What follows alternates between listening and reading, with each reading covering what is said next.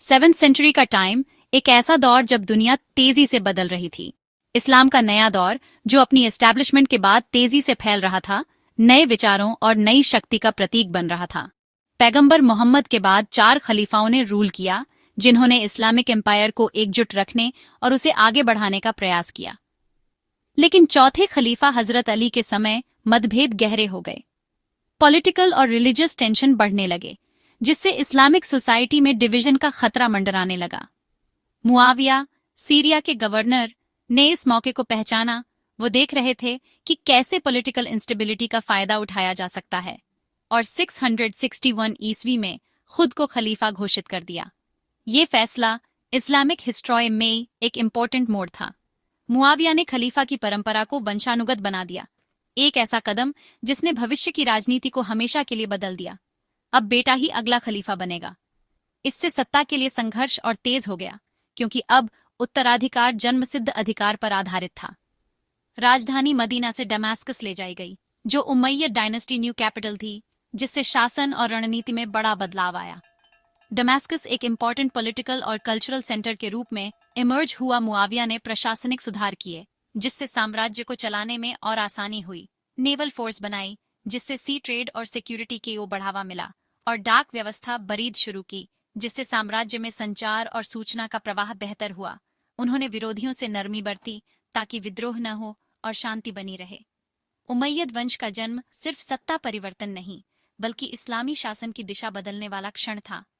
इसने इस्लामी साम्राज्य के भविष्य को एक नया आकार दिया। मुआविया ने जिस नींव को रखा, उस पर उमैयदों ने एक पावरफुल एम्पायर खड़ा किया। यह डायनेस्टी न केवल आकार में बड़ा था, बल्कि इसने आने वाली सदियों के लिए इस्लामी दुनिया की दिशा भी तय की। मुआविया की दूरदर्शिता और रणनीतिक कौशल ने उमैयदों को एक शक्तिशाली ताकत के रूप में एस्टैब्लिश किया। उनकी विजयें तूफान की तरह फैलीं, हर दिशा में नए प्रदेशों को अपने अधीन करती गईं। उमैयदों की सेनाएं अदम्य थीं और उनकी महत्वाकांक्षा की कोई सीमा नहीं थी। वेस्ट में तारिक इब्न जियाद ने 711 ईस्वी में जिब्राल्टर को पार किया और स्पेन को जीत लिया। यह एक निर्णायक क्षण था, जिसने यूरोप में इस्लामिक एम्पायर की शुरुआत की।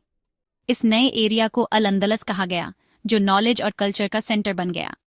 अल अंदलस में इस्लामी और यूरोपीय कल्चर का मिलन हुआ, जिससे एक न्यू कल्चर का एमर्ज हुआ। ईस्ट में मोहम्मद बिन कासिम ने सिंध पर विजय प्राप्त की, जिससे भारतीय उपमहाद्वीप में इस्लामी प्रभाव का विस्तार हुआ। सिंध की विजय ने भारत में इस्लामी कल्चर और ट्रेड के लिए नए रास्ते खोले। इस विजय के साथ इस्लामी शासन पहली बार भारत पहुंचा, जिसने सदियों तक चलने वाले कल्चरल और पॉलिटिकल एक्सचेंज की शुरुआत की। नॉर्थ में बुखारा, समरकंद जैसे शहर, और साउथ में साउथ अफ्रीका तक एम्पायर फैला, जिससे यह उस समय का सबसे बड़ा और सबसे प्रभावशाली डायनेस्टी बन गया। उमैयद सेनाएं न केवल संख्या में बड़ी थीं, बल्कि वे अनुशासित और कुशल भी थीं।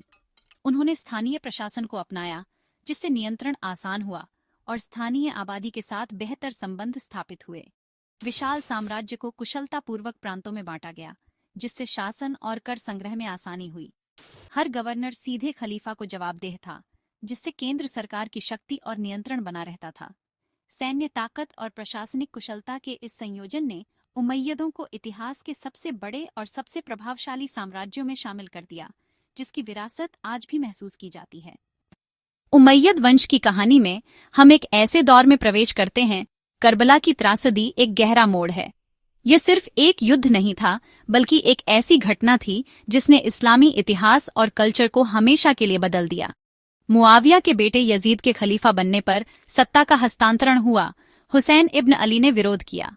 उन्होंने यजीद की खिलाफत को चुनौती दी, क्योंकि उनका मानना था कि यह इस्लामिक प्रिंसिपल्स के खिलाफ है। करबला में 680 ईस्वी में एक भीषण युद्ध हुआ।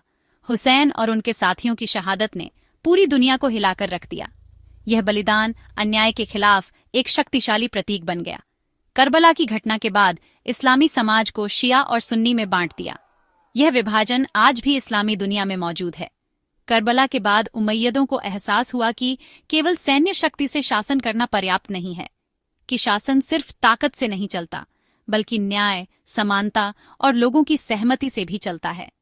खलीफा अब्द अल मलिक ने डायनेस्टी को मजबूत करने के लिए कई इंपॉर्टेंट चेंजेस किए। उन्होंने अरबी को डायनेस्टी लैंग्वेज बनाया, जिससे डायनेस्टी में संचार और प्रशासन को सुगम बनाया गया। जिससे साम्राज्य एक सूत्र में बंधा। इससे विभिन्न क्षेत्रों के लोगों के बीच एकता और समझ बढ़ी।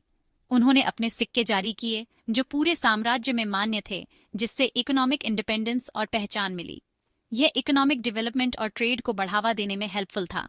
इन सुधारों ने उमैयद शासन को नई मजबूती दी और साम्राज्य को स्थिरता प्रदान की। लेकिन करबला की छाया हमेशा बनी रही। यह घटना उमैयद वंश के इतिहास में एक इम्पॉर्टेंट मोड़ साबित हुई। उमैयद साम्राज्य में आम लोगों की जिंदगी विविध और रंगीन थी। अरब, फारसी, बर्बर, स्पेनिश, भारतीय सभी समुदाय साथ रहते थे। शहरों में व्यापार, कला और ज्ञान के केंद्र बने। डमास्कस, कॉर्डोबा, बसरा में भव्य मस्जिदें और बाजार थे। महिलाओं की भूमिका अलग अलग थी। शाही महिलाएं राजनीति और कला में, आम महिलाएं घर और खेती में सक्रिय थीं। किसान जमीन पर मेहनत करते, व्यापारी दूर दूर तक व्यापार करते थे। डाक व्यवस्था बरीद सिर्फ चिट्ठियां नहीं, बल्कि खलीफा की आंख कान थी। हर खबर राजधानी तक पहुंचती थी। उमैयदों ने प्रशासन को इतना चुस्त बनाया कि साम्राज्य के कोने कोने की खबर दमिश्क तक पहुंचती थी। 90 साल बाद उमैयद साम्राज्य आंतरिक संघर्षों से कमजोर पड़ गया। शाही परिवार में सत्ता के लिए झगड़े और गैर अरब मुसलमानों में असंतोष बढ़ा। अब्बासिदों ने विद्रोह किया।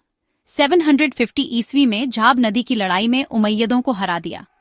उमैयद परिवार लगभग खत्म हो गया, लेकिन अब्द अल रहमान स्पेन भागकर कॉर्डोबा में नया शासन स्थापित कर सका। कॉर्डोबा की खिलाफत 300 साल तक ज्ञान और कला का केंद्र बनी रही। उमैयदों ने इस्लामी प्रशासन, अरबी भाषा और वास्तुकला को नई ऊंचाइयां दी। उनकी कहानी बताती है कि दूरदर्शिता से साम्राज्य बनता है, लेकिन अन्याय और कलह उसे गिरा भी सकते हैं।